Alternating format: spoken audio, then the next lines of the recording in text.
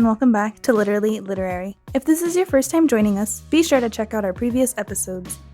This episode, we will continue our discussion on Running by Natalia Sylvester.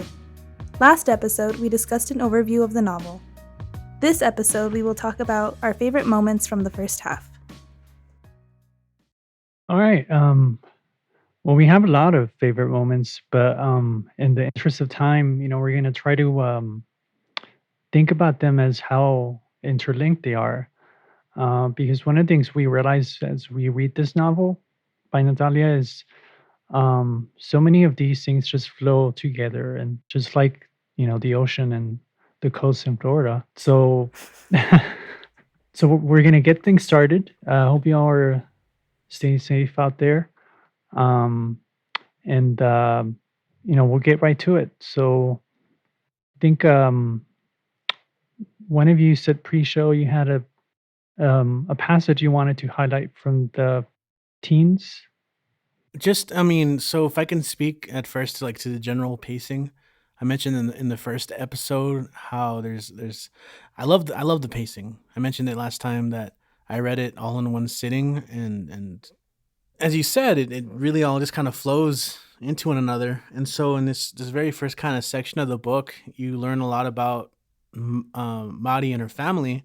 Something I really like is in the prologue, you get kind of a brief glimpse of their life, talking about the mango and like the way she gets it prepared for her and lunch and everything, before we find out the big thing right here, which is kind of at the crux of the entire book, is that her dad is running for president, right? And during the pre-show, I was joking, but I can already see the movie, right, where it's like that opening scene, and then you have like the character voiceover.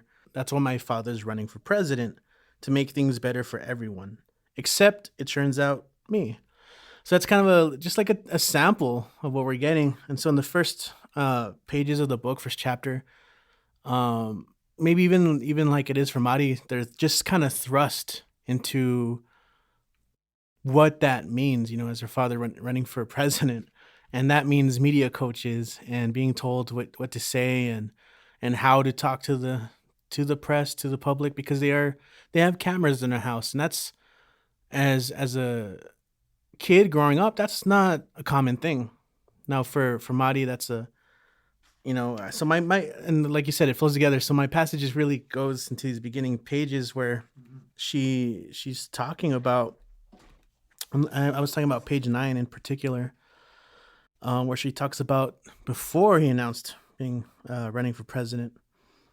And so that whole paragraph, she goes over her fear of speaking, and it's kind of one of the first instances where we start to think about her as an individual, right, with her own thoughts and feelings and beliefs, because very quickly, as I mentioned, you start bringing in media coaches and so on, and she mentions how talking into a brush isn't the same as talking into a microphone, right? And how the easiest question from the press could sound like a complex, theoretical physics equation. And so you have this line here, where she starts to compare. She thinks about how her father is. There's a lot brought up about how he is charismatic, smooth talker. He kind of turns something on every time he's in the public spotlight. Yet for her, it's the complete opposite, right? And so she writes, still, he can't accept the fact that I'm not a crowd-pleasing natural like him. So I chose this passage to kick it off because it does kind of introduce what's going to be, like, kind of sets up her development throughout the book, right? And again, just kind of being surrounded by media. She also brings up her brother, and I think it's worth discussing as well, but he's much younger than her, 7 years younger, and it's always interesting to kind of compare the two of them, like how they respond. And I think it's interesting how even early on you get a sense of Juliana, her mother, Mari's mother, her discomfort with using the kids, I guess, as props, right? And she says, "I don't like the shady stuff." So you start to get a little sense of who the mother is, but they're still kind of going along because it's a big thing, obviously running for president. And so I think there's a lot to unravel. Let's go ahead and take that journey. And what do you guys think early on in those chapters where we're getting introduced to this high paced world? All the media's eyes are on you. Your whole life is under a microscope, Right. right? So anyway, that's enough for me for now. Vanessa, I tag you in. Oh my goodness. Okay, so actually something that I wanted to touch on ties into something that you mentioned just now, about how the mom is like uncomfortable with using the kids as props and everything. So on page 14 is the first mention of not being seen as elitist. So they're putting so much emphasis now on how the kids are seen and how they speak and how they act, especially now with all of the cameras. How did you feel about that? I guess we could think of it as a kind of tone policing, which I think happens on both sides of the aisle. Um, but I think it's unique here because it's something that's coming from the family, and it goes again to like the way that her whole world is being policed. Yeah. And of course, she has issues with that as they come up. Mm-hmm. But And in those early pages, and this is something that I think that Natalia Sylvester does so well. She introduces this world, and this is one of the benefits of reading a contemporary novel, because we understand this, and that is, again, because everything's under the microscope. Page 11 and 12, the reason why they're kind of being looked at so much and asked to be quote unquote perfect is for reasons, even as much of a professional her father is, he does have this media gaffe where he can, they're talking about climate change, and he talks about the Latin American bubble, which of course draws a lot of ire and criticism online. And this is something that we see every day in our lives, where especially on social media, and I think Twitter in particular has this instance of being an interesting platform in the world of ideas, right? And when politicians say stuff, and so we get introduced very quickly how this this bubble thing blows up, and that's what everyone's talking about, and something that is again introduced is one of her classmates, someone who she goes to school. Well, she's an upperclassman, right? But it was Jackie. Jackie. Mm-hmm. And it kind of talks about how she had a tweet that went viral, right? And that's kind of our first introduction to Jackie. But I think that's such an interesting way to bring it in, how you see it all the time, where I think people will make a politically charged tweet that gains traction. And so I think it's a very interesting way in which we look at politics and interact with the world today. So, mm-hmm. And going back to your passage, Vanessa, what was it that you thought about why did you zoom in on that? Mm-hmm. Just the emphasis that they're trying to be seen in a certain way. I think it's interesting that she's given these cards that tell her what she needs to say, rather than allowing the kids to be themselves and having people know the actual them. It's like kind of like they're putting on a show, it seems like to me. Mm-hmm. Yeah, like, we get a sense of how that makes her feel already, right? Because the coach's name is Jamie, and she just kind of wishes he had trained her to say no. I don't know. We get another sense of her there, of Madi and her voice. It shows the high degree of discomfort that Madi finds herself in, right? Because she's a teenager and she's being asked to do things that are clearly not going to be the way that any normal teenager would grow up, and in many ways it's of course like exaggerated, right? I mean, you point out that why not just let her be herself, and and it's like she has to tell that line between, like, they say they're not sounding robotic but not sounding like like you're not sure of what you're saying. Mm-hmm.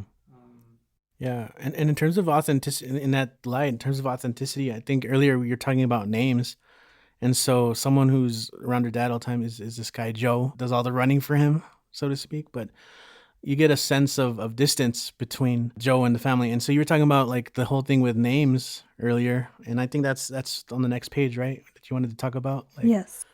So Joe is talking to Mariana's mom, who is Juliana.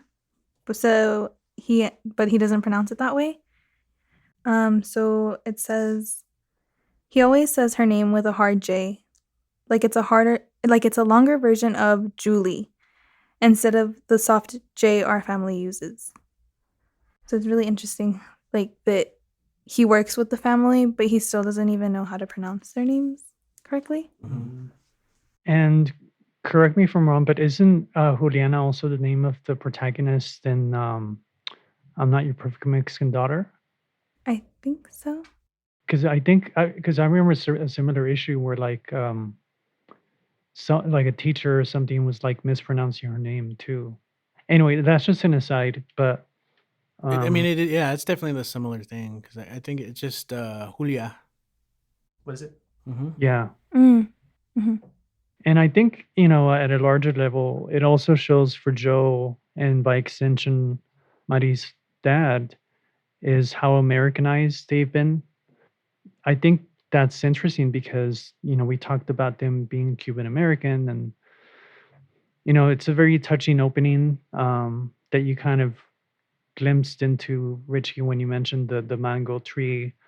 And then there's also the papaya tree, two great tropical fruits that just symbolize their culture. Um, but it in that opening prologue, it ends up becoming a discussion for like refugees, because Vivi thinks of like selling them for profit as like refi, which is short for refugees, and then her dad ironically scolds her um, for bringing up that because her grandparents were refugees from Cuba. So he's like hypersensitive about anything related to refugees, but immigration will become a bigger point of discussion later on. But Yeah. it's just interesting how it just becomes this whole other topic, just on the idea of like having extra mangoes around. That why not? People have like lemonade stands and all that. Um, Yeah, that's spot on. That's something I made a note of because it's all about framing. In politics, right? Uh, the difference between labeling someone a refugee versus an immigrant. mhm. That's kind of brought up as well. Yeah. So that's just kind of a preview of that. Hmm. Vanessa, what did you think about Joe and the way that she kind of just doesn't regard Juliana by saying her name right? He just doesn't care enough. I don't like I Especially for someone who's it seems he spends a lot of time with yeah, their like family. you if he's consistently with them, he's heard her name pronounced and he continues to say it incorrectly. He just doesn't care. Definitely feels that way, right? Yeah. What else did you have like in the first 20 something pages or so? Well, my next one connects, but it's not until page 31. Okay. Okay. So it's again like the pronunciation of names, but this time it's Mariana's name. She's having a conversation with Jackie, and Jackie says, "If you ever want to talk, Mary," I'm assuming is how she says it. And she turns around and corrects her and says, "It's Mariana." Yeah, I love that whole paragraph that you ended on. Actually, Yeah, I I was highlighted like, that. Go for it. Do you Oh, want to no, expand on it, or? Like she explains, right? She explains, we've talked a lot about names and this one going back to Xiomara in season 1. And so, how is this different? Well, maybe not different. I mean, it's similar to Joe's passage, but I think with Jackie, it just kind of, she doesn't really know her, Mhm. So in this case, it's kind of a teaching moment, and you can tell her frustration though, right? The fact that she earlier notices the way Joe mispronounces her mom's name, and so I'm sure she's just used to doing that with people, right? It's a soft R, and it should flow the way it's meant to be. right? And I love it because I'm such a proponent of the music of language, and there's a huge difference between Mary and Mariana. I guess I said it a certain way too, right? But um, yeah, I love it because also there is a sense of like they're not that close yet because she also says only her friends call her Mari, and that comes up a couple times, right? Like the shortening of the name. Otherwise, it's Mariana. Make sure you get that right. And of course, just Sylvester being brilliant, right? She connects it to the sea, right? It's Spanish, like sea, like mar. My name is like the ocean. So you get a lot of water imagery already kind of being brought up. Yeah, that kind of foreshadows to me what I think is the most important passage from the first half, which is what happens at the Everglades. Um, and I kind of have a personal connection to that myself, um, but just to be clear, and like this is like probably a dumb question, but so it is Mari, or so Mary is the one that Jackie says, and that's like why she corrects her, but it's Mari, right? Because she pronounced it in Spanish. Okay. That's what I get. Yeah. That's what I got too. Yeah. All we know is like Mariana's like, no, that's not it. What did you think about that, Vanessa? Either just the meaning of the name, or why is it that, because you don't really have to correct just this, it's like maybe, I don't know. It just seems like she could have chosen just to kind of, that is my name, right? But I don't know. I think it's good that she corrected her. mm-hmm. But I also liked Jackie's response. She just says, "I'll remember it. I'll remember that." Mm-hmm. Yeah, it's a big difference with Joe, right? And it's interesting too in terms of Jackie. Jackie is probably one of my favorite characters.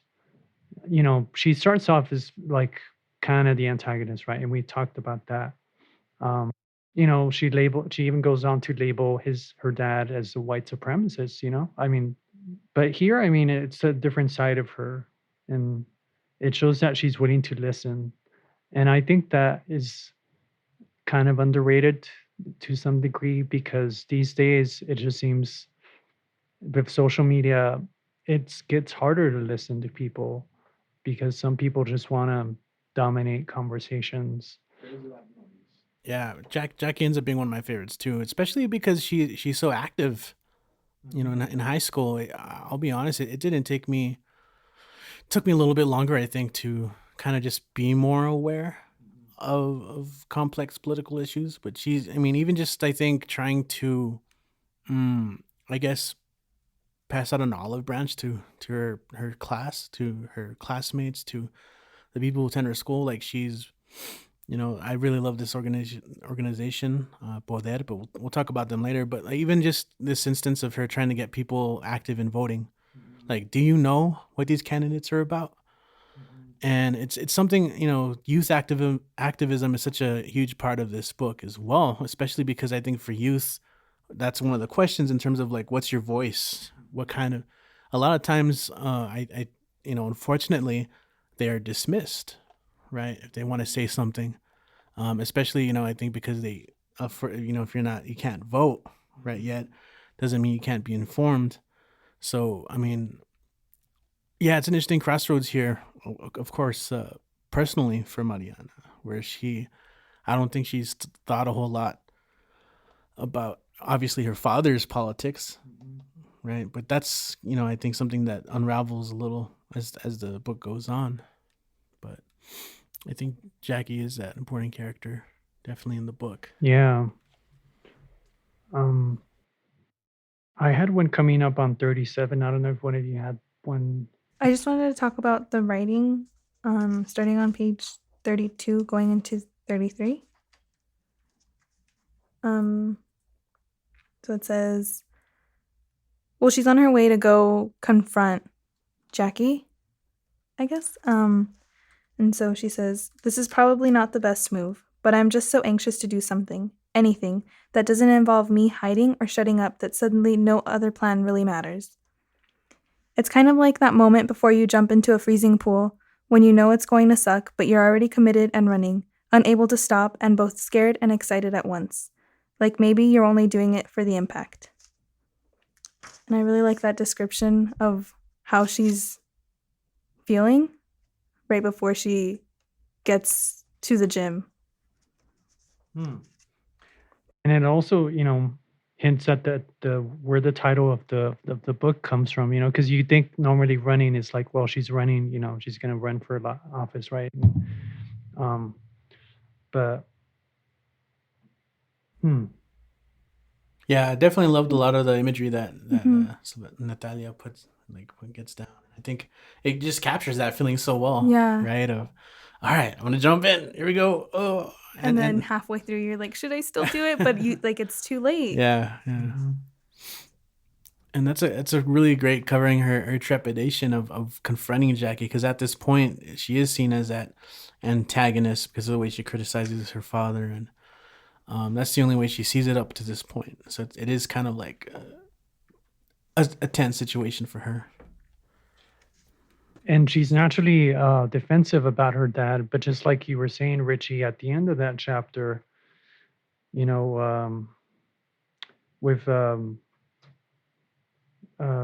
Miss Walker, I believe, um, she gets this question: do you know your candidate's position on the issues? And she says, I spend the rest of the day period trying to list the answers, but I come up completely blank. And so that goes to how she is really, like we had talked about in the last episode, isolated, right? And put in this bubble. Part of it might be just so that, to protect her maybe from the media. But I think part of it might also be because maybe her father is afraid of how Mari would react. And I think he's got, legitimate fears about the way she would react if she found out what her father has done. And it's interesting you mentioned that passage, Vanessa, because the one I have on 37, and whereas in yours, she's kind of like, well, it's too late to back down. I'm already in the water or whatever. Here at the bottom of 37, it's kind of that anxiety about being on television, and of course, like who doesn't feel that way? But I like how Natalia, the narrator here, captures it.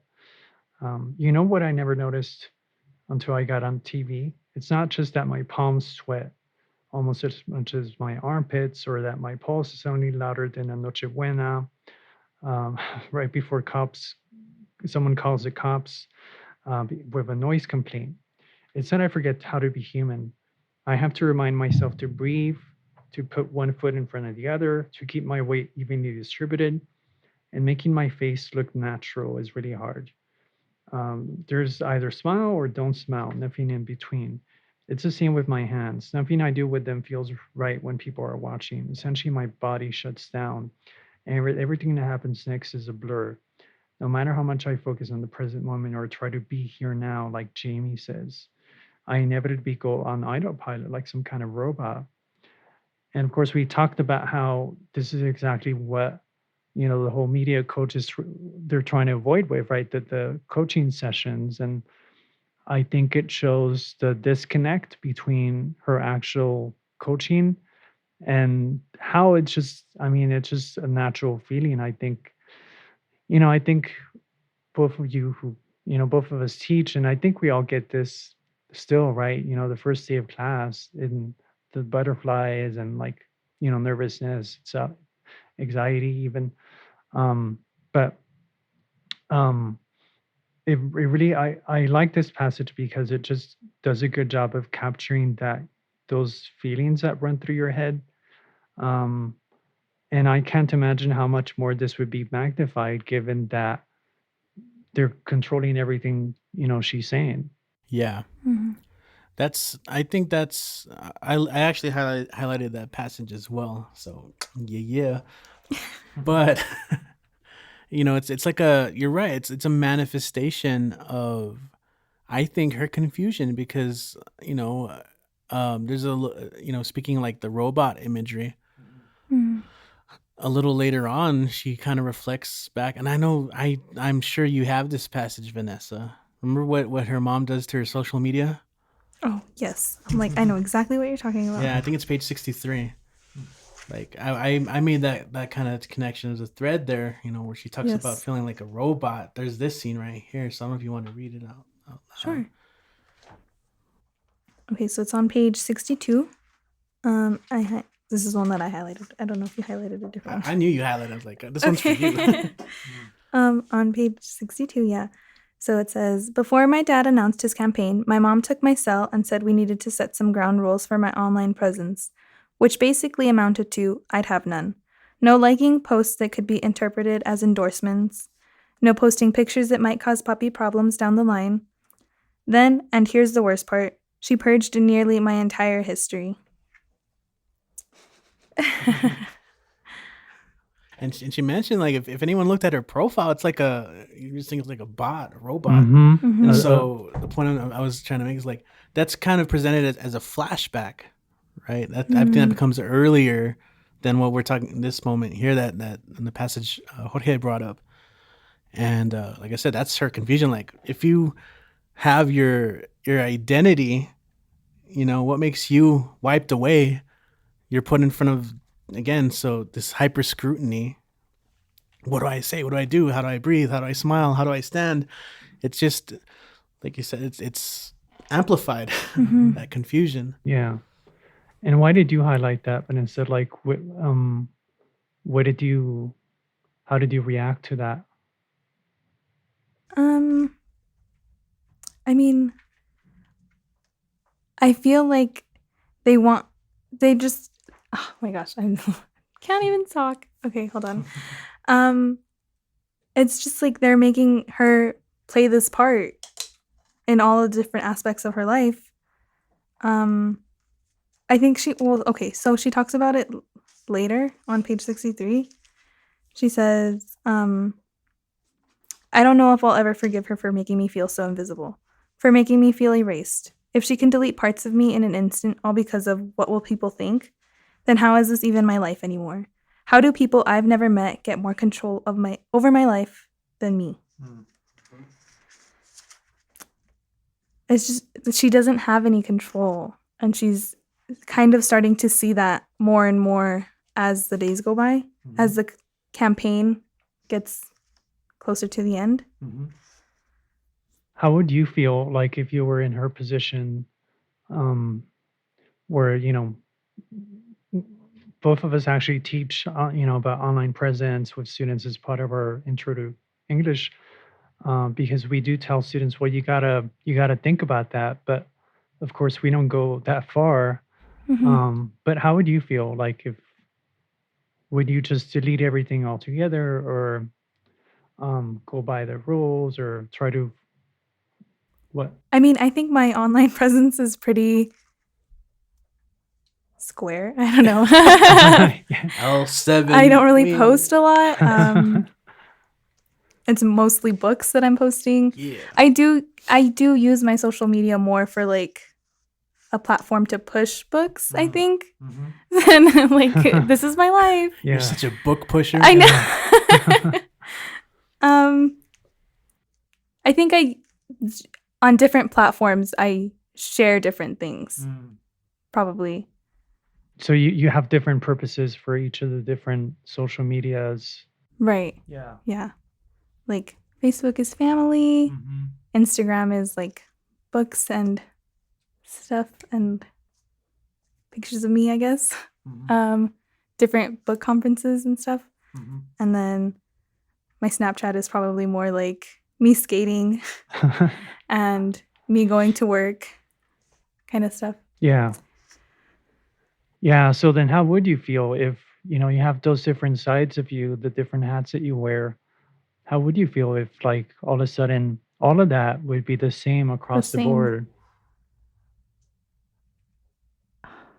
I don't really. I think I'm so passive, maybe. I don't know. I think I wouldn't mind it so much because I do try to use a lot of the platforms to kind of push myself further in the literary world, I guess. Yeah. So you're already mindful of like. I'm very mindful of what I'm posting and how people will see it, I guess. Mhm. But I do it to myself. So I'm like, I don't. Mm. I think it might be a little different if it's politically. Oh yeah. Right. But have you ever felt that way? Like with me, on Facebook, you mentioned family, right? That's where all my family is. And, I think we've all felt that way, right? Where like you post something and you're like, well, what's my uncle going to think, right? What's my prima going to think?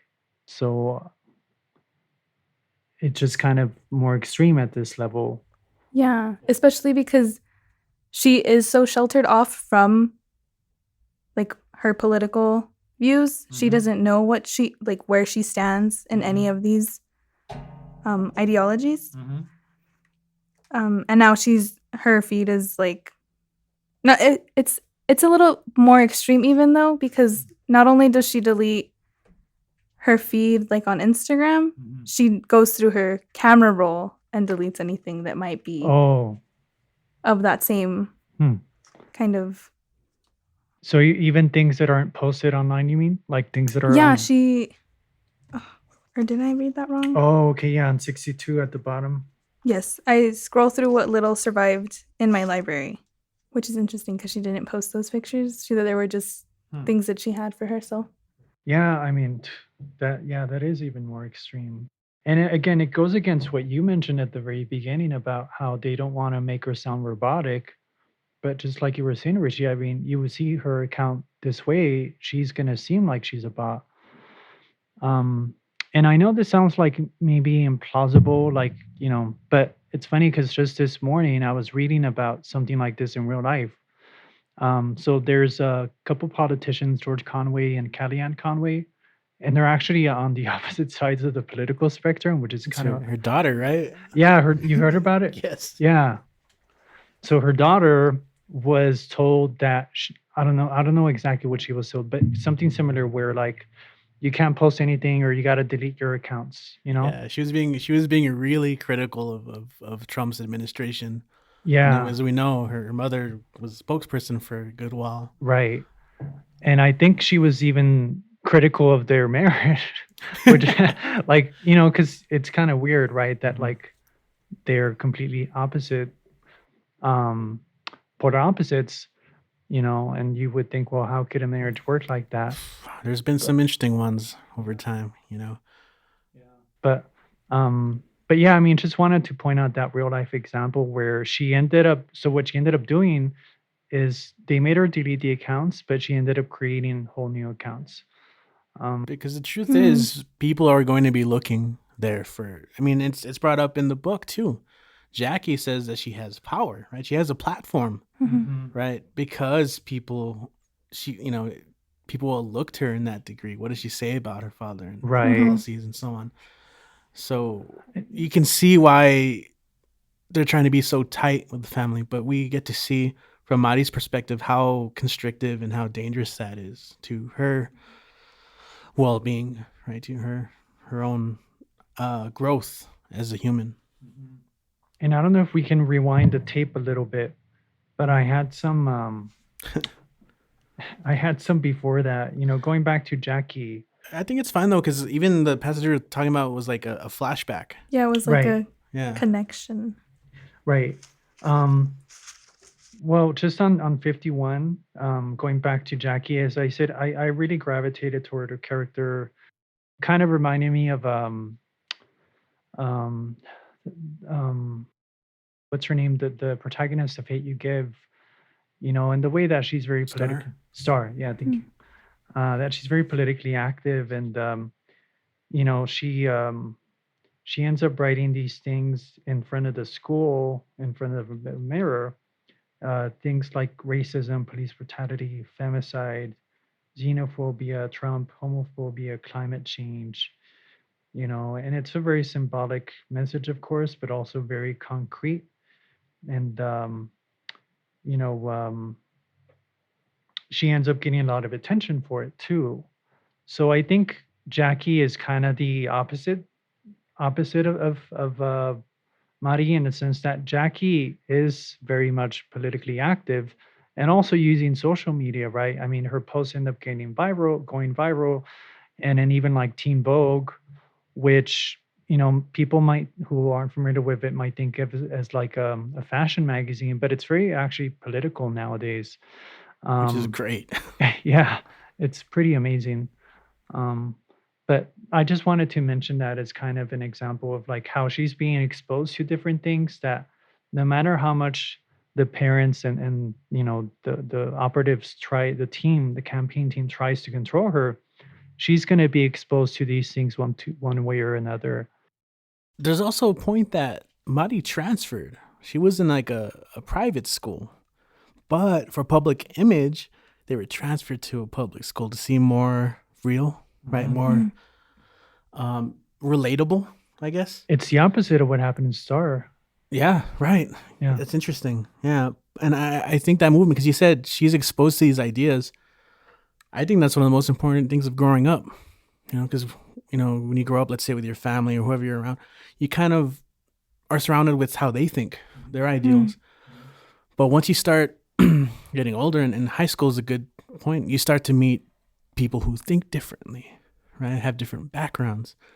And it's such a huge part of, I think, expanding your knowledge of the world, part of your natural learning. And so I'll always admire those active high school students who are thinking about these things and stuff I didn't really think too much about or was vocal about until I got to college or undergrad. Like, all right, yeah, I'm all about this. Like I said, I'm such a fan of this group, Poder. But I had a section on 54 and 55. I don't know if you guys had anything before that, and I think all of us had these pages, so we can just circulate. Because to me, when I pick up the book, those are like some of the heaviest pages. Like, oh, there's 54 and 55. I feel them in my hands. They're heavy. Mostly because I like the way this whole chapter is put together, because we learn about the slogan that her father is using, rebuilding America. But that kind of brings up a conversation about what that means, because I think they're trying to explain that it's both literal and figurative. I mean, wait, did I say that right? Yeah, literal and figurative. But there's this conversation here. Okay, and so two things. One is just as the hopeless romantic in me, I found love with what her grandpa does. Did you guys have that passage? Yeah. That's the one I have. Do you want to share? Because I just, oh my God, I was like, wow, I want to do that. That's beautiful. Okay. Yeah. So after Mariana's grandmother dies, her abuela, her abuelo asks her to help him plant avocado seeds. So it says, he took the seed from the last meal they shared. With a couple of toothpicks, he submerged half of it in water until it sprouted. Months later, he dug a hole and planted it. Now there are 3 trees, each grown from the seed of the other. Abuelo speaks about them like they are a family. Abuela, mamá, hija. Man, I cried. I know. What do you think? I mean, yeah. So I like that passage in thrown in around everything being discussed here. So I don't know what you got out of the passage. For me, it was the way he speaks of them like family. I think especially in Hispanic communities, it's very matriarchal. So that's what I picked up on, that it's abuela, mama, and hija. Yeah, that's a brilliant point, Vanessa. The matriarchy there that he's honoring, right? And I think what stood out to me, if we're sharing that, is just how we're reminded me of Rose from Concrete, a version of that here where things are kind of just passed down, you bury it, but it's gonna grow, right? And there's that ancient proverb about that. They buried us, but they forgot we were seeds, right? Is that Yeah, that one, yeah.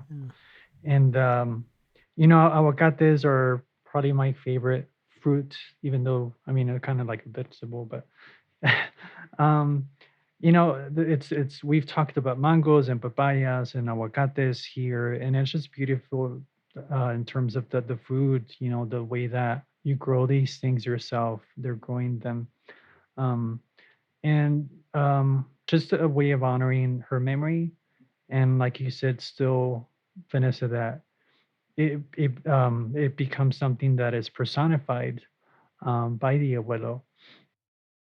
It's tender, um, and I like where this is placed because they are talking about family, and obviously I love that passage, but like I said, in these pages, the discussion I think is very interesting, because it's in the light of what it means to rebuild America. Right, they talk about the literal, like bridges, roads, all that, but then there's the figurative, and that's kind of at the heart of his politics. I think there's some interesting gap there, and so when they're talking about their family and their family history, I again props to Natalia for her imagery here, because on page 55, the next big paragraph after the one we just read, uh, they're talking about how come you never talk about the abuelos on his side of the family, right? So his father's family, and you can tell that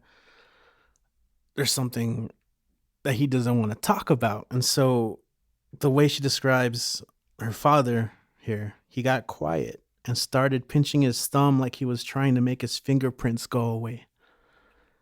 I love that imagery of like he's trying to, even subconsciously, right, with discomfort, erasing his identity, right, as if he's trying to rub away his fingerprint. And then when they ask about it, they say sometimes things you don't want to remember are the things everyone else tends to forget. And later on, he vocalizes it. Some stories you just don't pass down. So they're kind of talking about Cuba and Castro and all that, but I think these are important things to remember. And so you start to kind of see a disconnect of where he is as a Cuban, descended from Cuban immigrant running on a GOP ticket. This kind of gap that's happening here. And so that's why I love these pages, because amidst this, you also have this conversation of the abuelo and the family, and again the avocado trees. So Yeah, that's very well said, and it also shows, like you said, that the trauma that is there, he's literally, like you said, trying to brush under the tree, right, the rug, um, and it's the mom who's kind of keenly aware of that. So it is interesting how the mom kind of acts as you know um, um a counterforce to his own thoughts. mm-hmm. She doesn't always try to justify what he does, but I think she at least tries to explain to Mari why he does what he does. And as the novel progresses, you're definitely going to see much more of that from her mom's side. Yeah, Um, I mean, you can tell that she does have some problems with it. Um, I think you can also tell her discomfort at some of the way that his policies go, because they have that rule. We don't talk policies at the table. We don't do business. And I think that's actually the frame here in this section, where at the beginning of this, they're talking about the slogan. And on the next page, right, Mari starts to actually question that at the very bottom of the page. On 56. It never used to bother me, but lately it seems hypocritical.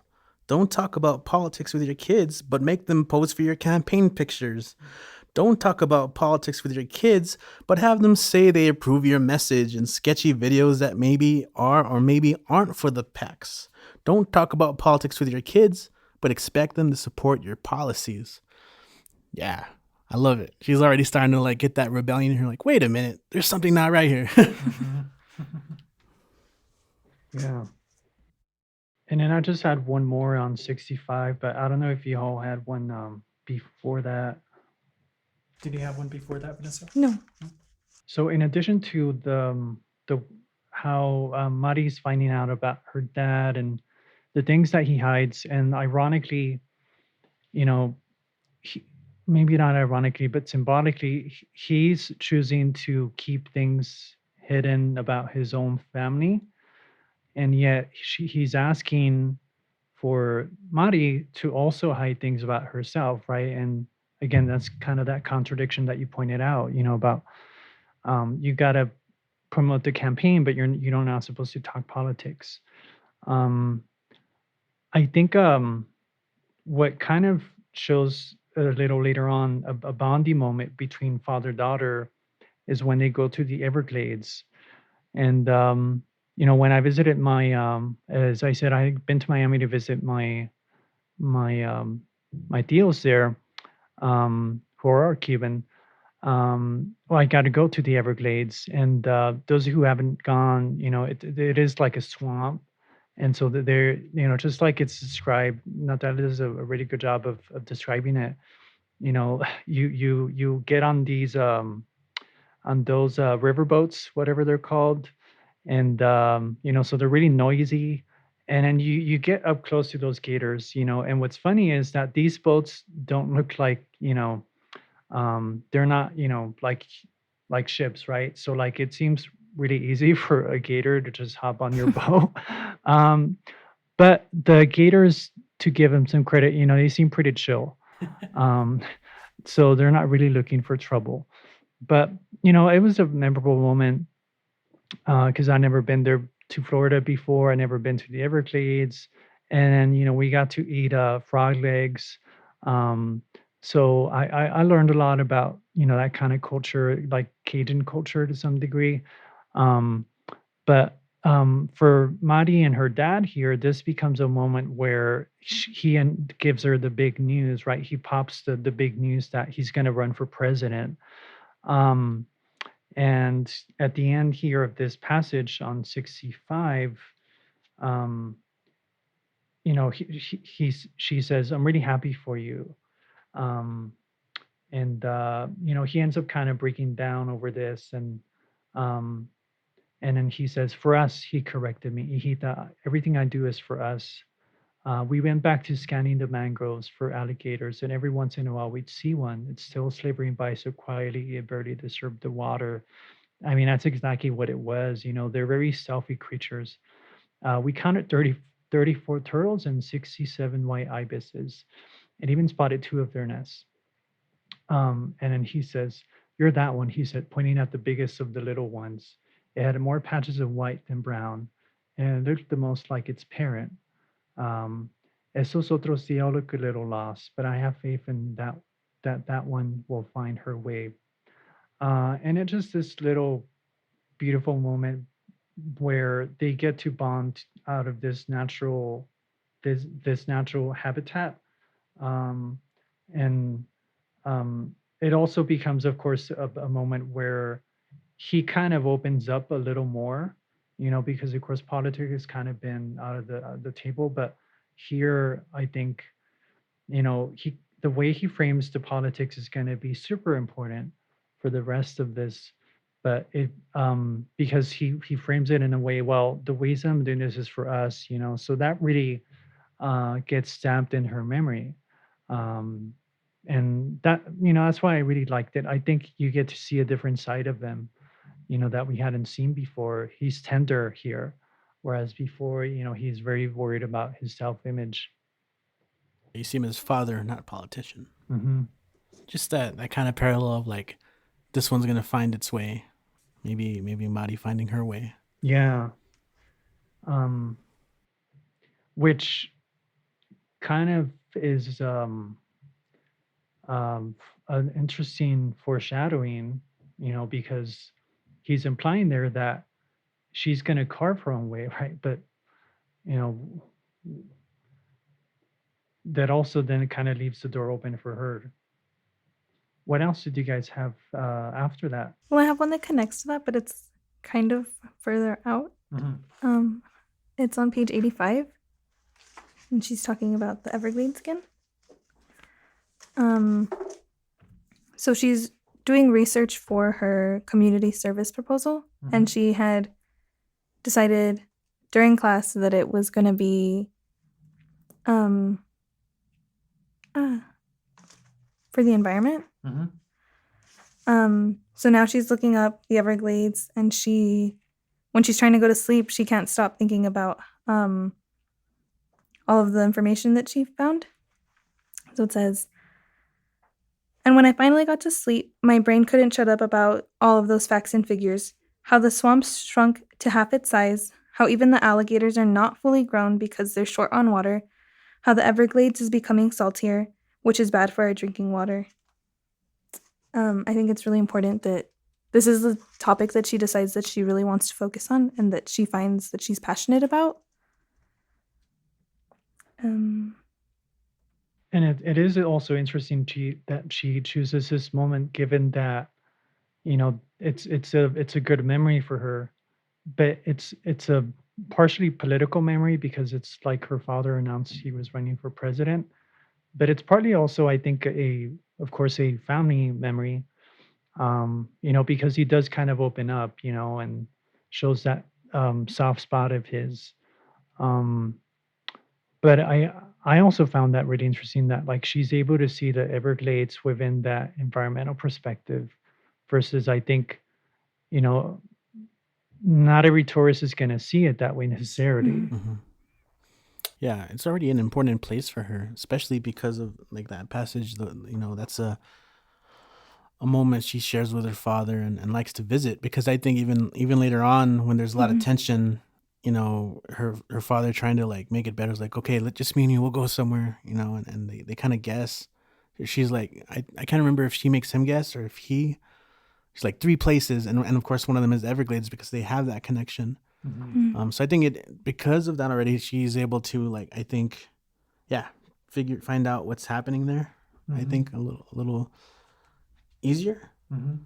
And it becomes part of, I think, this conflict later on, because since it is so meaningful between them and their relationship, his policies, right, kind of go against that. So it's a weird thing for her to figure out. I mean, it is interesting in terms of how that burgeoning environmentalism in her starts becoming political, because I think at first maybe you could argue that, well, like these are those, like you mentioned, right? It's a community service thing, and it doesn't necessarily have to be political, right? It could just be about raising awareness about it, maybe cleaning it up, etc. But gradually it just starts becoming something that is hyper political, and that she connects to other things. What did you like about it, Vanessa? The her choosing this, and Well, I think it's a really important topic that, especially in, I guess, well, I can't say political novels like this, but like I don't see a lot of people talking about it. I think they focus on other topics, but I think that this one is a really important one that we should focus on a lot more. I like that she's working in her own community to try and help. And ironically, her dad kind of opened the door for that, right? Because again, they're controlling everything about her.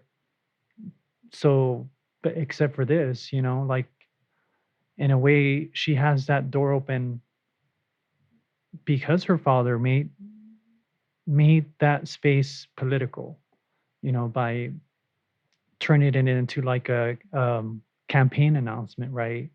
So there's a kind of there's that kind of backfires on him, um, as as the novel progresses.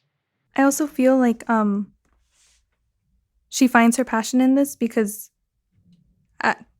with her father, she does annual cleanups on the beach. So this is also something that she sees every year. So it's kind of something that she really passionate about. Yeah, I think it's good that she does find that, because didn't she like say a lot of times how like she was having trouble, what am I going to choose for my proposal, right? And so What else did you guys have before or after that? I had one on 74. Well, like 73 and 74. Same. Same. Nice. Yes. Huh. So on these pages, it's kind of talking about the different shades, I guess, of Cubans. And how they look at each other differently based on how light or how dark their skin is, which I think is really interesting. Even within like their own family, she compares like her skin to her brother's skin. Yeah, because she does mention there, right, on 74 that there are, of course, some Cubans who are black or indigenous, but they're on, of course, on the lighter side. They say Cuban whites. Yeah. Also, her dad kind of mentioning that, speaking good English, right, and of course, So well spoken. yeah, the idea that there's an accent and kind of it, many would even say that's kind of part of how white supremacist doctrine can become part of English curricula, but it's another way that like his dad is really hyper aware of like the image that he portrays. It's like he really has that like whole American dream narrative going for him, or at least that's how he tries to frame himself. How did you feel about that, Vanessa? Like, were you kind of aware of like that cultural passing, right? The how Cubans kind of Yeah. pass off as white? Yeah. I think it's in a lot of different cultures also. I don't see why it's something that happens within the same community.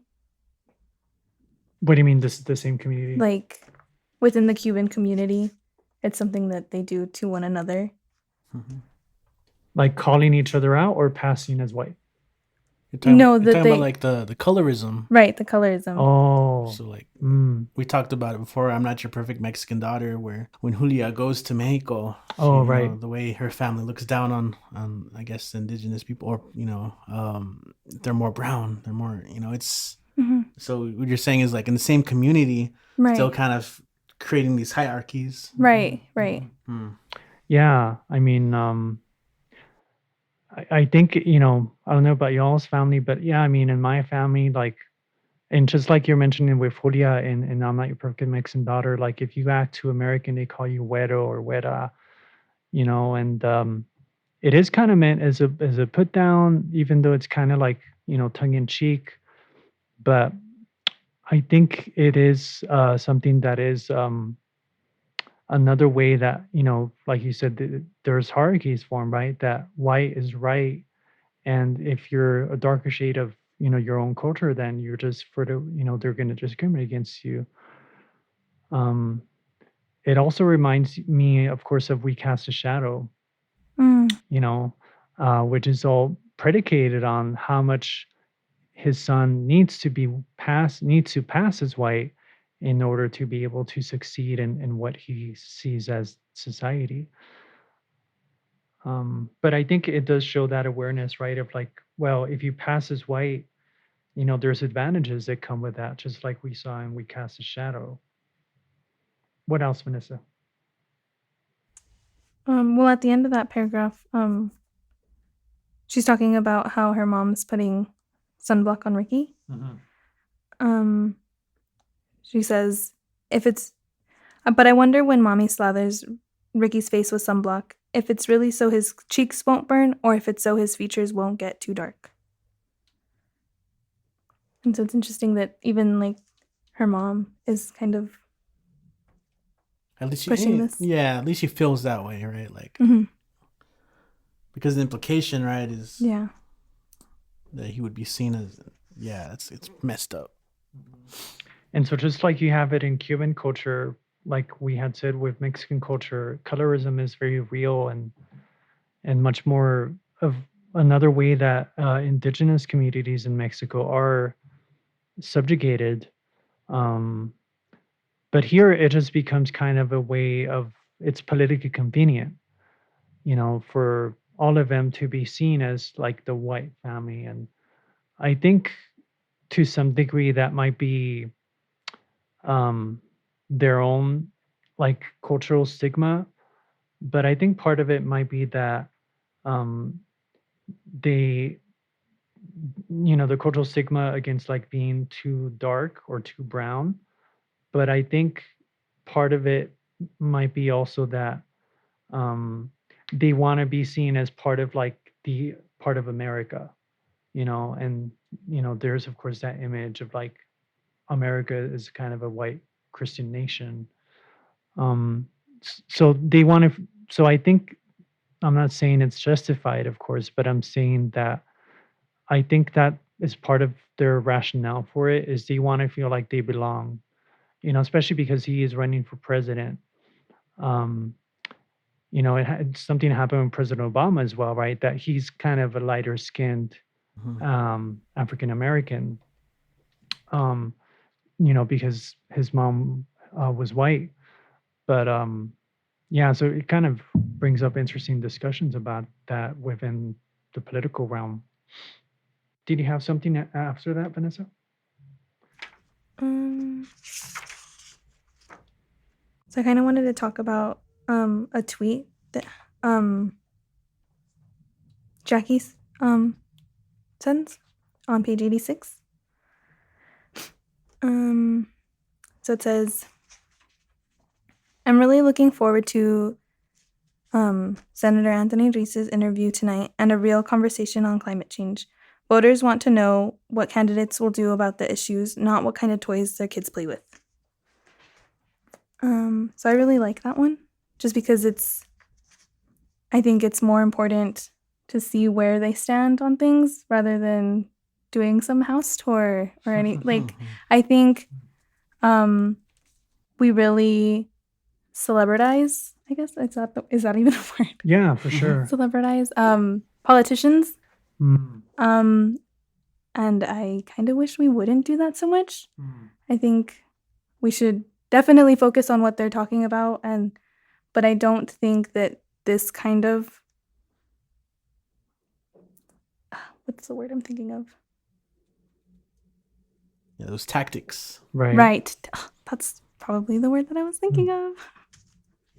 Yeah, it's kind of cheesy, right? Like the whole like, oh, look at our perfect house, and because that tweet is a reference to one of the other candidates when they did the whole live from their house thing, and of course they went to the little kid. The kids are younger, right? But of course, Mari is kind of already paranoid that Jackie has it out for her, right? And so she reads the whole not the toys your kids play with as almost like a dig at her. I wouldn't say it necessarily is, right? But she sees it as such because they go to the same school, and of course she's just already kind of scared of that, like people going into her room, and as we see, they're already adding like cheesy posters that aren't her, and so it's a whole point of concern for her.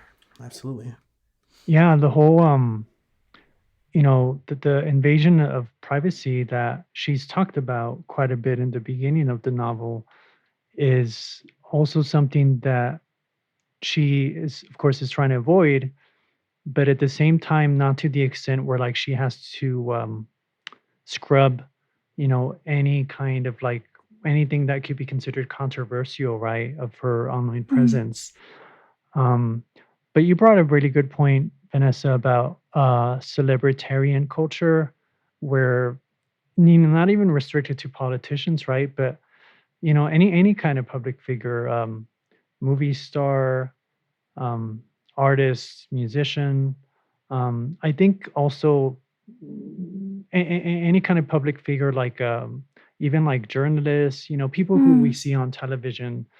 Um, and I kind of want to hear more of your thoughts on that because I think that's a really interesting discussion that links up is one of the big themes of this one that Jackie kind of just cuts through the weeds there.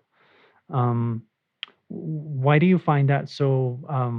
Because the counter argument could be that this is part of like the image they want to portray, that they are a good American family, because even though they are passing as white, there's still, I think, a lot of prejudice against people who are Hispanic or Latino, and I think they are very wary of that.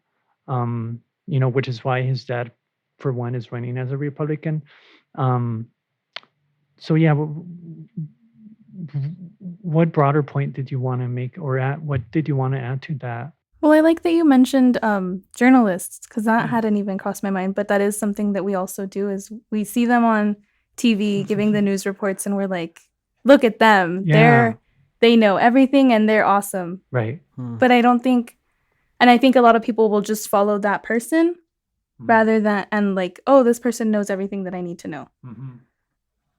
Rather than looking at all of the different viewpoints. And I think that's something that we should start doing more. Yeah. And I think, follow here is maybe double-sided, right? Because that's how you can follow them on social media. And, I've seen, I'm sure y'all have too, right? Like you see them in the grocery store, right? And then you kind of like had this moment of like, oh, they're on TV. Yeah. I know that person. Well, it's one of those logical fallacies of appeal to celebrity. Like just because they have a platform or stage that they have more authority. Right. Which isn't necessarily the case. Yeah. Yeah. But I think it also, something you might be hinting at, Vanessa, is that like that seems very superficial, and right, besides being fallacious, like there's a superficial element because they kind of just care about the image, how they look or how they speak, even what they're wearing. Which kind of goes back to the whole purging of her Instagram. Like it's very much about the image, and this is how people will see us, and this is how we want them to see us. Right. Which I think anyone and everyone does on social media, I think, nowadays. This is who I want people to see me as, or this is who I am. Yeah. Kind of thing. One of the very dangerous elements, right? Where people construct their entire identity around it. Which isn't, necessarily the case, right? But it is. Yeah. Did you have another one, Vanessa, later on, near the midpoint or the 90s or? Well, my last one is on 102. Okay. So it's just like a panic attack that she's having, Mariana. I like the way that it's described. So Amaris, right? Amaris. She's kind of coaching her through it, like breathe in, breathe out. And so it says, I do as she says, taking one deep, long breath. But when I exhale, it's like I'm a balloon that someone let go of before tying the little knot. I can't control the words or the tears.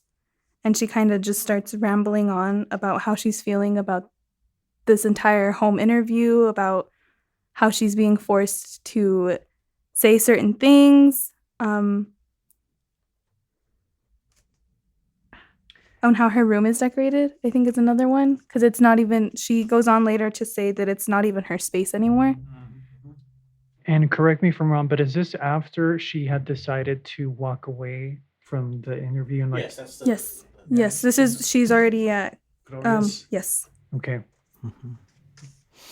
Yeah, a huge part of that, in addition to, I think, is I think she expressed the fact that I think she wanted to voice more opinions, but the way that was interpreted was, we're going to write out your points for you. Right. And I think that's up on page 90. That's one of the things I had down, where she's in a very incredulous way responds, you wrote down my opinions? Like that's yeah. Probably one of like the inciting factors of her just not being able to do this interview, and she runs off. Why did you want to highlight the particular moment where she has that panic attack? Because it's very, you can kind of, I felt it. I definitely felt it. Like how she starts rambling on, she's just going on and on, like this and this and this and this and this. and she's sobbing and she feels like she can't breathe. Like, it's very realistic the way that it all happens. And it is very interesting how Amaris kind of starts to develop here a close relationship with her. Um, because as we come to find, um, there's a lot to say about Amaris and Gloria's relationship. But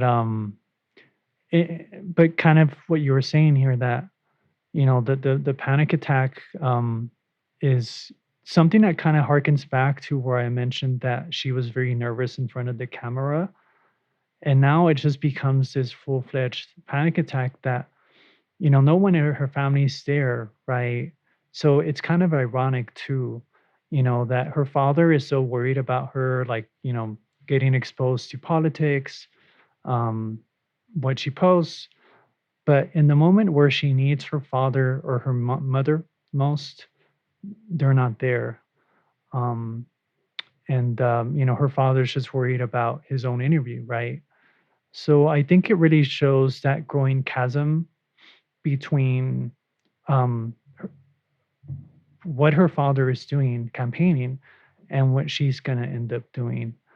Um, and how her emotional needs here of, panic attacks, which are very real, aren't being met by her own family. So I think it's really interesting in that regard. I also think it's interesting that her dad just goes on with the interview. And Right. they say, oh, she wasn't feeling well. Yeah. And then the interviewer is like, did you know your daughter's been missing? Right. Like, that's crazy that they still were like, we have to go on like nothing's wrong because this is our image. Right. Like, they're going to say, how did you let your daughter run away kind of thing? Yeah. Right. Which Juliana freaks out because she didn't know, right? She's right. Like, what? Mm-hmm. It's an interesting. It's almost like the first climax of the book. Something is built up and yeah. It also shows again the way that her father is trying to portray that image of like, I got things under control, right? Because he tries to control her on social media, but this is the first time I think where he really has lost control, and and it does come off as ridiculous, right? That you really don't like. It really shows his he comes off as pretty callous, right? The way he tries to just brush it off. Yeah, so that's a really important moment. Did you guys want to hit pause there and then pause? Okay. Thanks for joining us on this week's episode discussing Running by Natalia Sylvester. And if you haven't read it, we hope we inspire you to pick up a copy. Follow us on Instagram at literallyliterary.ep and on Twitter at literallylitsep.